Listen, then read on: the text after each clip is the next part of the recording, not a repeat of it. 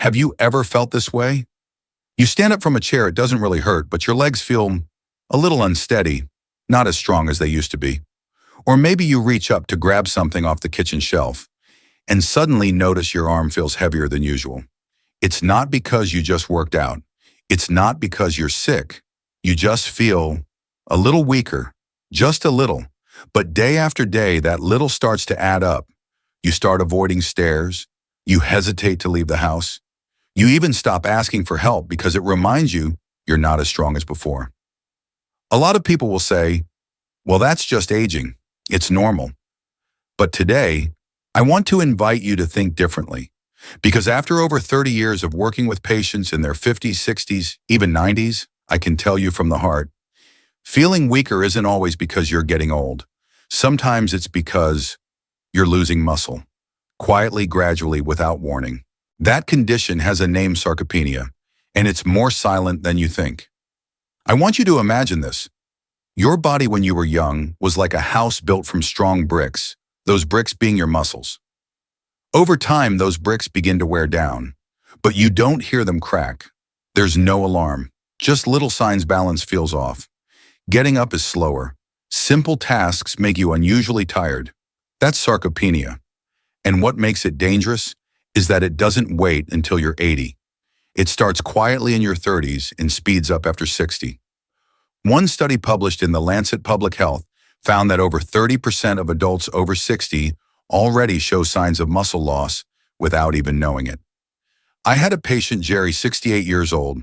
He thought he was doing fine, walked daily, ate decently, didn't have any major health problems. Then one day he said, "Doc, I walked up the stairs and had to grab the rail. It didn't hurt, but it felt like my legs weren't mine." We ran some tests. Turns out Jerry had lost nearly 20% of his muscle mass compared to 10 years ago. Not from disease, not even from age, but from daily habits that slowly stopped feeding his muscles. Sarcopenia doesn't arrive like a storm. It drifts in like a quiet breeze and slowly takes your strength day by day, one fiber at a time. But here's the most important part: you can stop it. In fact, you can reverse it, as long as you spot it early and know where to begin.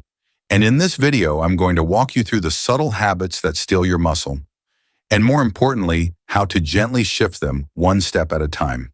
If you're in your 50s, 60s, or beyond, if staying strong, independent, and proud of your body still matters to you, then now is the time we start together. Let me ask you this. Have there been days when you barely stood up from breakfast to evening news? You were mostly in that chair. You might read a book, scroll a few messages, catch up on headlines, and think, I'm okay. I'm just resting. But your body doesn't hear rest the way your mind does. It responds to signals, and when the signal is sitting hour after hour, it starts to believe maybe you don't need these muscles anymore. I know that sounds scary, but I've seen it time and again.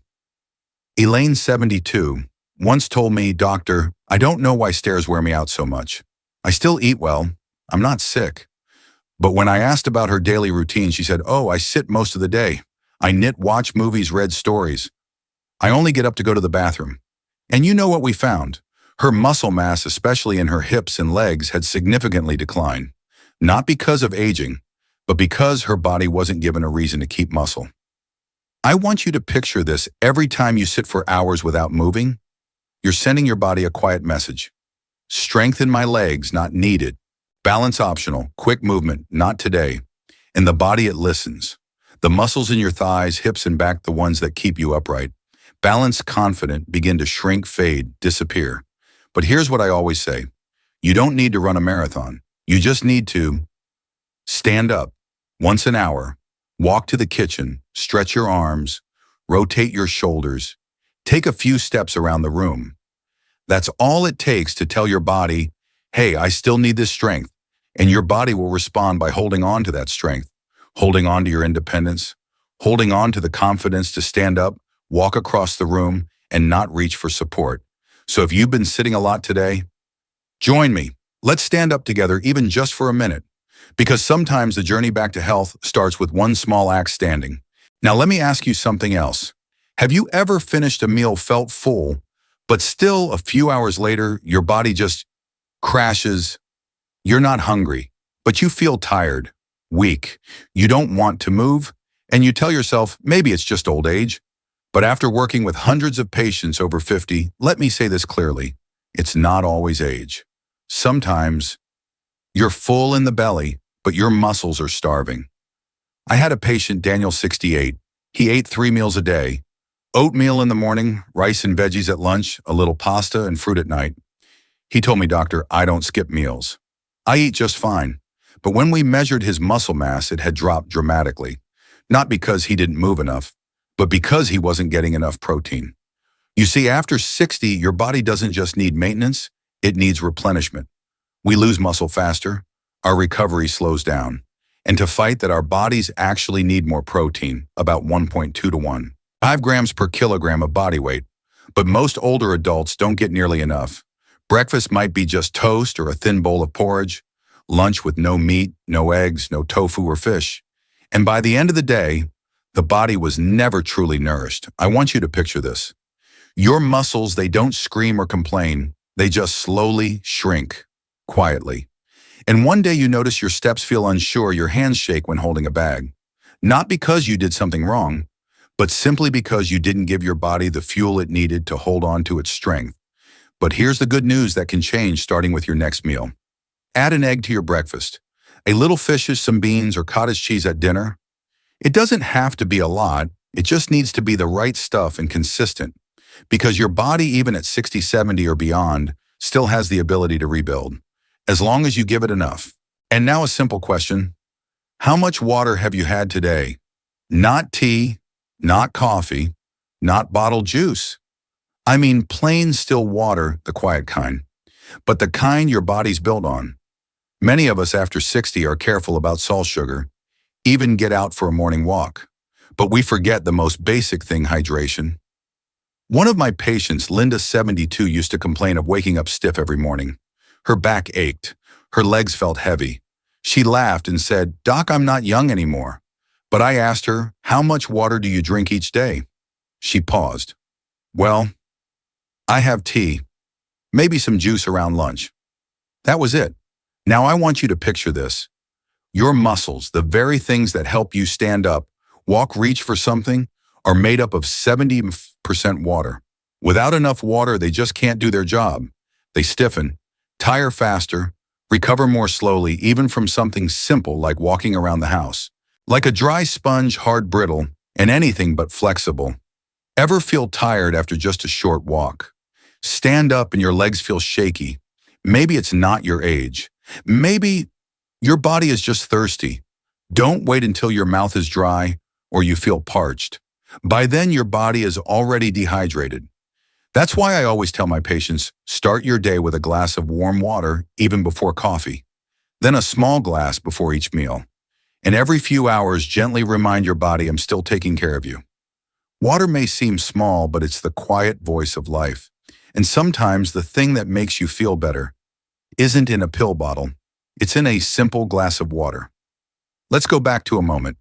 Maybe it was just the other day when your back was sore, your shoulder tingled, or your knee ached after going down the stairs. So you reach for a painkiller. And that's okay. I get it. I'm a doctor. I've prescribed those pills too. Because pain, even mild, even dull, can wear you down. And medication helps. Fast. But today I want you to slow down a little and take a closer look at that quiet habit. One of my longtime patients, Raymond, 69, came in with a question that sounded simple, "Doc. Why do I feel weaker the more pills I take? I haven't done anything strenuous, but I just don't feel strong anymore."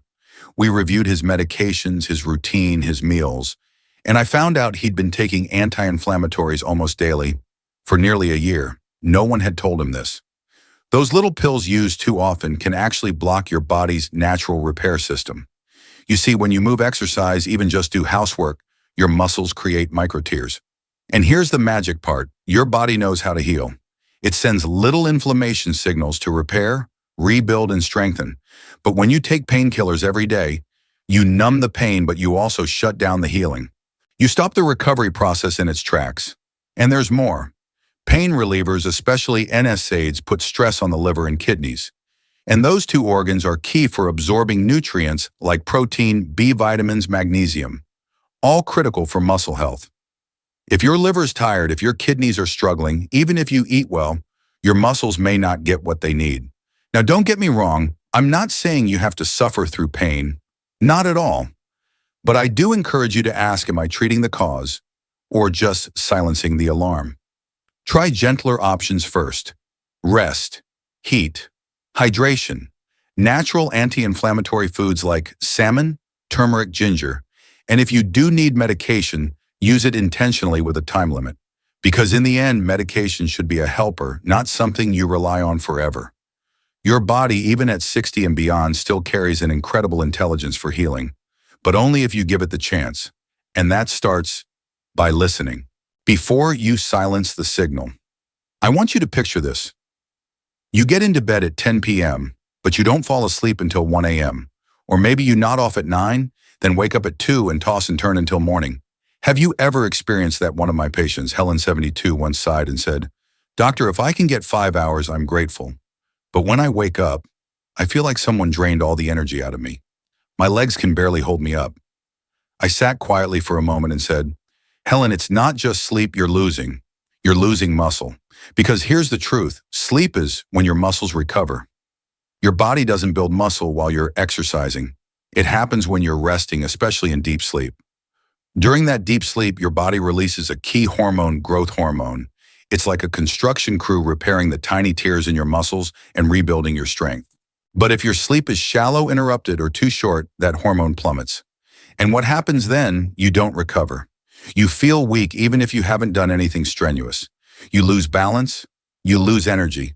Sometimes you even start to lose confidence in your own legs. Now, a lot of folks say, well, it's just part of aging. That's normal. But I believe we shouldn't accept that as fate. Sleep in your 60s, 70s, and beyond isn't a luxury. It's a free medicine your body offers if you know how to receive it. So where do we start? Try a small routine. Turn off screens an hour earlier. Soak your feet in warm water. Have a cup of warm milk or herbal tea. Play some soft music.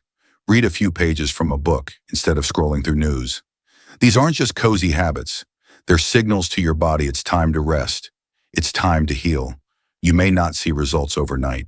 But if you stay patient, after a few weeks you'll notice. You wake up lighter, clearer in your mind, and slowly you'll start trusting your body again. Now I want you to picture this. The night passes, you sleep maybe 7-8 hours, maybe a little less, and during that entire time you don't eat. But your body's still working, keeping your heart beating, your breath steady, your body warm. That's an all-night shift with no break. And then in the morning, all you have is a cup of coffee, maybe a slice of white bread. Or worse, you skip breakfast entirely. Sound familiar? One of my patients, Robert 68, once told me, "Doc, I'm just not hungry in the morning. A coffee is all I need to get going." But then he added, "Lately I've been feeling weak. My muscles feel soft, like I've been drained." I looked at him and said gently, "Robert, maybe it's your breakfast or the lack of it that's leaving you feeling that way." You see, after a long night, your body enters what's called a catabolic state. It starts breaking down tissue, including muscle, to keep things running. And if you don't refuel in the morning, that process continues. And what breaks down first isn't fat, it's muscle. Now, I'm not talking about a fancy breakfast. I'm talking about sending your body a message: I'm here to nourish you. You can stop breaking down. You can start rebuilding. One boiled egg, a cup of Greek yogurt, a bit of peanut butter on whole grain toast.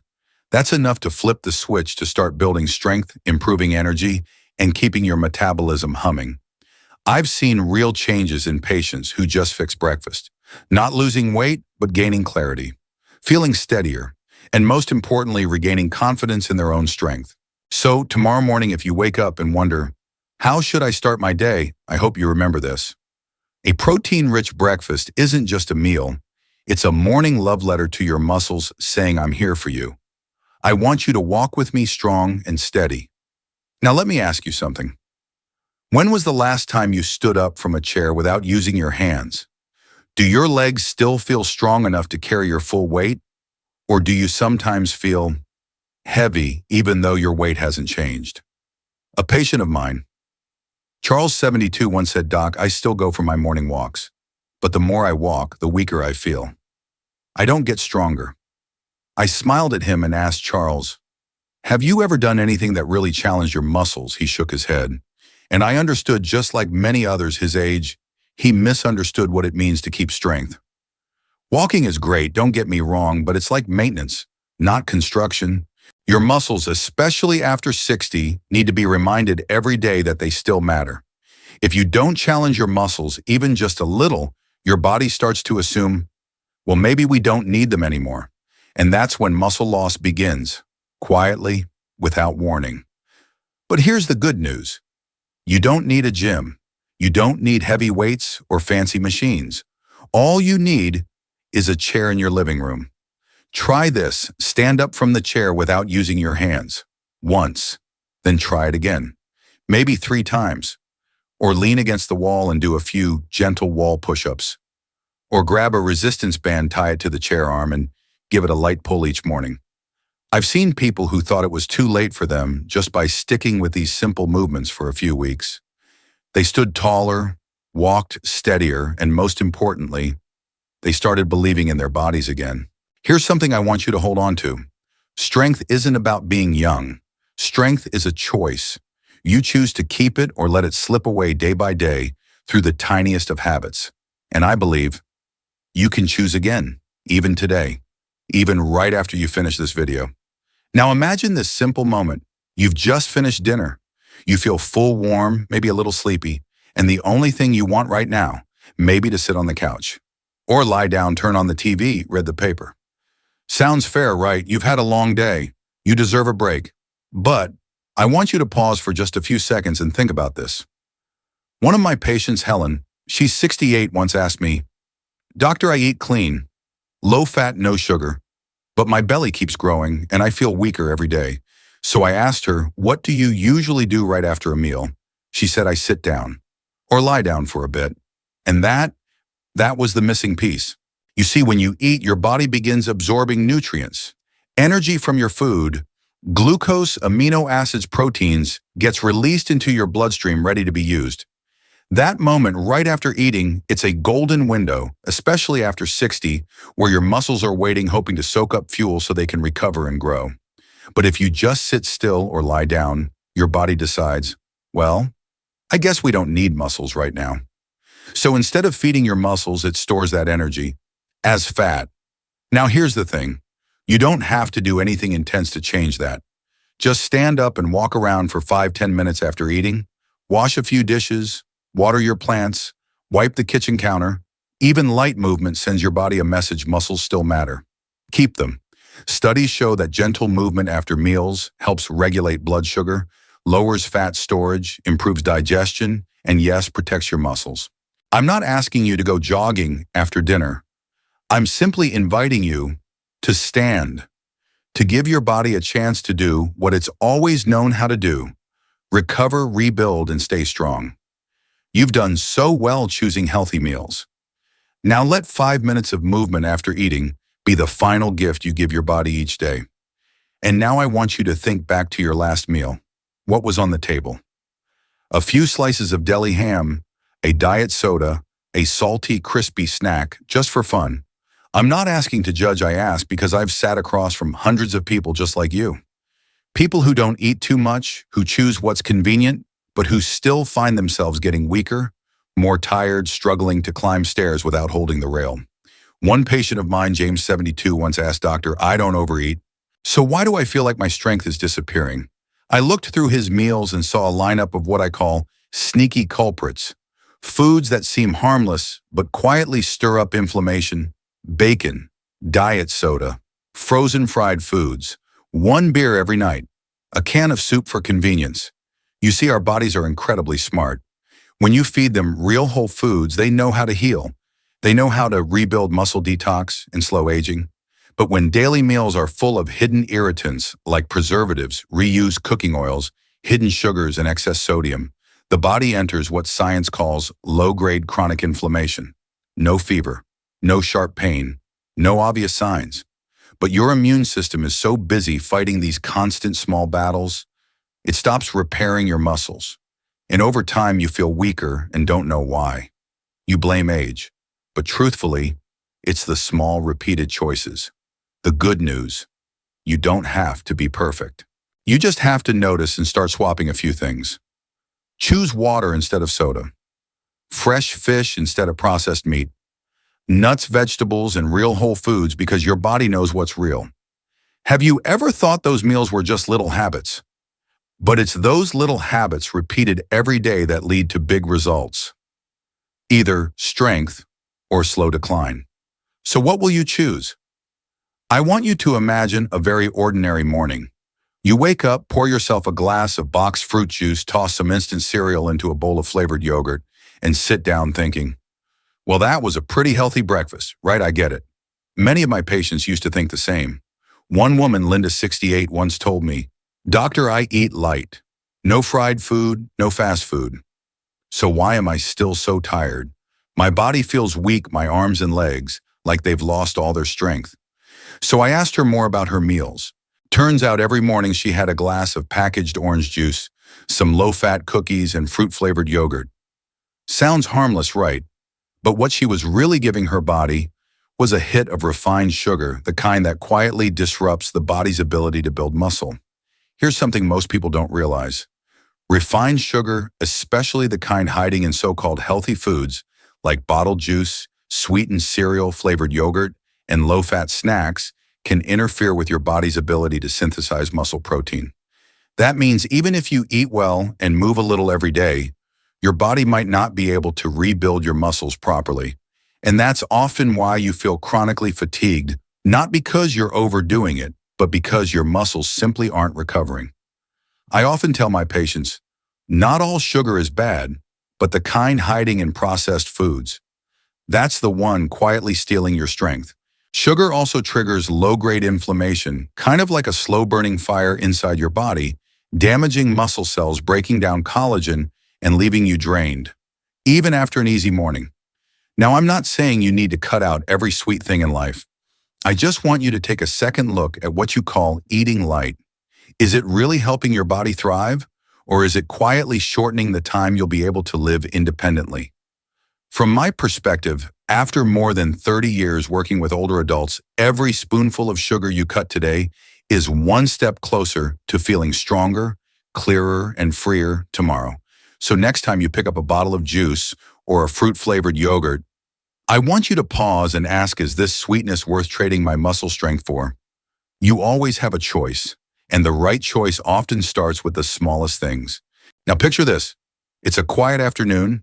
You've just had lunch, taken a little nap. The sun is gentle outside. The house is peaceful, and you think, maybe I'll just lie here a bit longer. No harm in that. But have you ever noticed, after a nap or a long stretch of sitting, when you suddenly stand up, your body feels stiff. Your knees crack, your shoulders feel frozen, and you walk like you're relearning how to use your legs. I've heard that story from so many patients. One of them, Henry, 72, gave me a sheepish smile and said, "Doc, every time I get up from a nap, it's like I'm an old wooden door, all creaky and stiff." And that's what I want to talk to you about today. After a long rest, a nap, the evening news on the couch, or even just sitting quietly, your body, especially after 60, needs a little reminder, I'm still alive, and I still need to move. Not a workout, not the gym, just a few gentle stretches. Roll your shoulders, flex your legs, stand up slowly, walk around the house for a few minutes. It's like waking up a fine machine, giving it a bit of warm-up time before hitting the road. I once asked a patient of mine, if you had an old car that's been sitting in the garage for 3 months, would you take it out and drive it 100 miles without warming it up? He laughed and said, it'd fall apart halfway. Well, your body works the same way.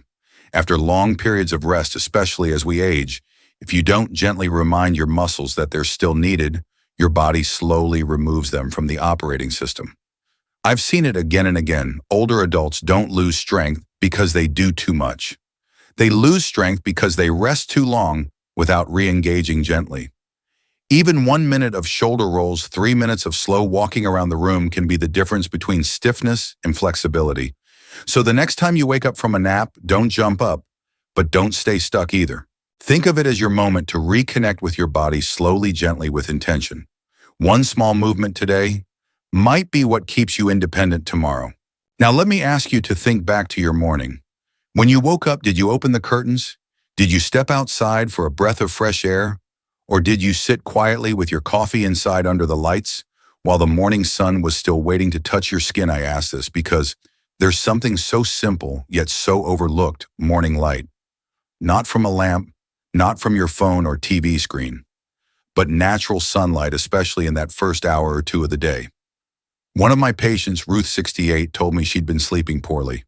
Not full-blown insomnia, but restless nights. She'd wake up feeling heavy, sluggish, with zero energy. We checked her diet, exercise, medications. Everything looked fine. And then I asked, "Do you go outside in the morning?" She blinked, surprised. I never thought that mattered. But it does matter. A lot. Morning sunlight is your body's reset button. When sunlight hits your eyes, even indirectly, it tells your brain, it's time to wake up. It shuts down melatonin, the hormone that makes you sleepy, and triggers the release of daytime hormones like cortisol for energy, and even growth hormone that helps rebuild your muscles.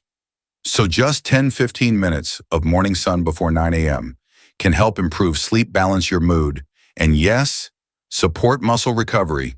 It's free, it's simple, and it could be the most powerful medicine you take all day without even swallowing a thing. If you're not getting enough morning light, your body can get confused. You might feel sluggish all day, toss and turn at night, and more importantly, your ability to recover muscle after 60 can start to fade. Have you ever felt like that? You wake up but still feel foggy. You get a full night's sleep, but somehow you don't feel refreshed. Chances are you might be missing something very simple: morning light. I often tell my patients, start with just 10-15 minutes outside in the morning. You don't have to do anything fancy, just a slow walk around the garden or simply sitting on the porch, letting the sunlight touch your skin, your eyes. You don't need to force anything. Just give your body a gentle signal. It's time to start the day. After 60, our bodies don't need speed, but we do need consistency, and morning light is one of the most powerful signals we can send. It helps us sleep better at night. It boosts muscle recovery. It keeps our mind clear, alert, and more balanced throughout the day. So tomorrow morning, try opening the window just a little earlier. Stand there for a few quiet minutes. No rush, no noise, just presence. Because sometime that soft morning light is your body's way of whispering, you're still here, and today is still a chance to heal.